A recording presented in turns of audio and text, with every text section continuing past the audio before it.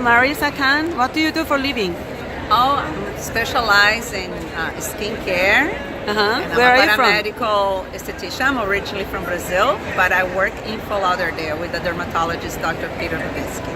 That's cool. Yes. So, how did you learn about Chan Handbook? I learned from my best friend, Shana. So, why? How And, did he help you? Okay, so I was in Hong Kong with Shana, and she introduced me, gave me as a gift the book.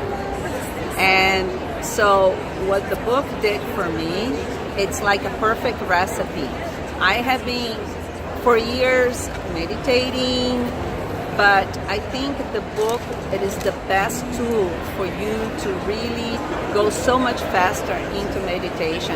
And the steps that are written in the book is so easy to follow.